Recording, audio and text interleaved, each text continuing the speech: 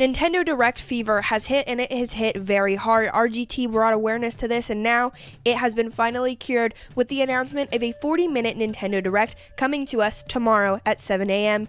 Pacific, 10 a.m. Eastern. I'll be up bright and early streaming it, so I'll see you there. But in the meantime, we got to talk about what there possibly could be at this Direct. We're going to go through all of my Nintendo Direct predictions right now, so make sure you stick around. So with a 40-minute Direct, hopefully there isn't going to be a lot of fluff, and it's going to be a lot of major first-party titles, because we need to know what Nintendo is outlining for the rest of this year. At the time of recording this, we only know Pikmin 4 and Everybody's 1-2 Switch are coming out in the end of June and then in the beginning of July. So we need something to outline the rest of the year going forward, and that's what this Direct is going to do. And the first thing I'm thinking is that we start at the Direct with the announcement of Metroid Prime 2 Remastered coming to Switch at the end of this year. I'm thinking this could be a really great December game and build up a lot of the hype for the future of the Nintendo Switch. I think that since we got Prime Remastered already, it already sold super well.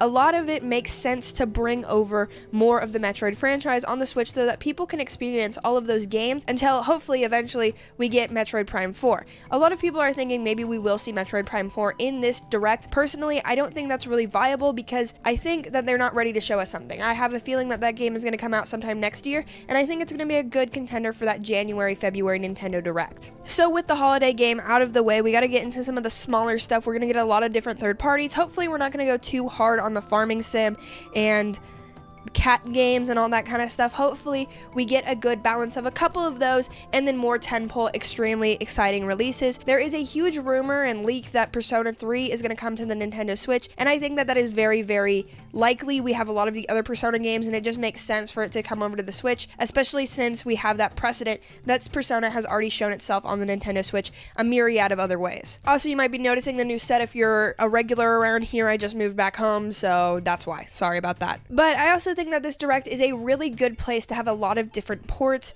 and we've heard a lot of rumors about a lot of GameCube remasters coming to the system. Things like Paper Mario Thousand Year Door could be easily getting remastered and put on the Nintendo Switch, and that's something that could totally just fill out the rest of the year. I think that makes sense to come out in around August or September, kind of like a middle of the road game that's not super exciting, but it is there for the fans that it has. And of course, Paper Mario Thousand Year Door is a really good thing for those hardcore Paper Mario fans, but for people that are more like, you know, normies to the Switch, it's not going to be a huge game changer for them, but it's going to be a fun game and a great title to pad out the rest of the year. Alongside that, I think we can really see something like Kid Icarus Uprising brought over to the Nintendo Switch. Now, this would be very exciting because this is a phenomenal game on the 3DS. However, it is kind of ruined and banished there because of that control system. If you remember, you had to literally put your 3DS into a holder so that you could hold it and use the touchscreen at the same time.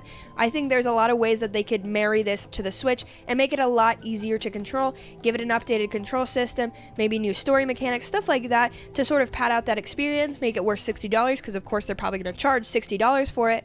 But I feel like that could really be a great thing to come over to the Nintendo Switch and not be just stuck on the 3DS. Hey, real quick, make sure you subscribe. We're almost to 6,000 subscribers, and that'd be kind of a vibe. As we're getting into the later years of the Nintendo Switch, I think there's a very good chance that we're going to see just sort of smaller titles, things that are cult classic franchises that really haven't been on the Nintendo Switch yet. Something like Rhythm Heaven, I could totally see coming out. I can totally see this being a $40 to $50 title that is brought over, takes advantage of the way the Nintendo Switch controls and stuff like that. There's also been sort of leaks and stuff around a new Mario Baseball. This has been in the works for a long time, supposedly. The credibility people are pointing to towards this is that there is a Mario Baseball render that appears in the back of this baseball field right here. Nintendo does own a stake in that team, however, it does make sense, and it's around the time for a new Mario sports game, so baseball being the next one up on the roster does make a good bit of sense, and personally, I am really hoping for this one to come because these are some of my favorite types of games, and I was bummed that in Nintendo Switch Sports, we didn't even see a baseball game, so I'll take it in any way I can get it. Regardless, there's going to be a lot of fun to be had here, but a lot of people are thinking, hey, it's about time for a brand new Nintendo Switch system. Obviously, we're going to get the Nintendo Switch 2 here. I don't think so. I think that is way down the line, to be quite honest. I've been pretty vocal about this. I don't think the Nintendo Switch 2, or whatever it's going to be called, the Super Switch, the Switch It Up, I don't think that's coming out until probably 2025. I think it's never been a precedent for Nintendo to show these in their direct presentations, so I don't think they're going to start now.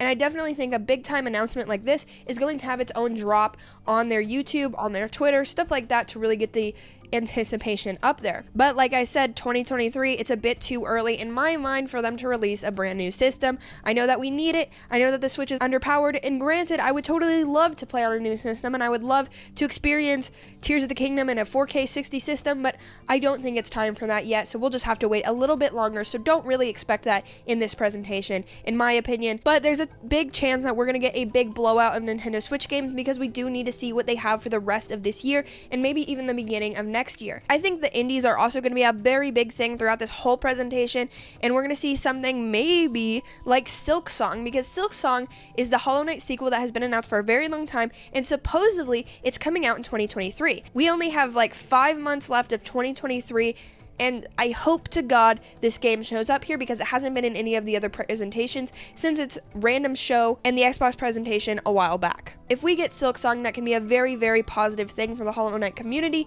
and I can totally see that being a big tentpole title here. We will totally have to see what comes of this though, and I think the presentation is probably going to close out with is something new from Donkey Kong. Here's what I'm thinking. 2D Donkey Kong, you bring back the Kremlings. Now the Kremlings, if you don't know, that's things like King K. Rool and some of the older baddies that were in Donkey Kong Country, that original trilogy, but since coming back in Returns in Tropical Freeze, they have been absent.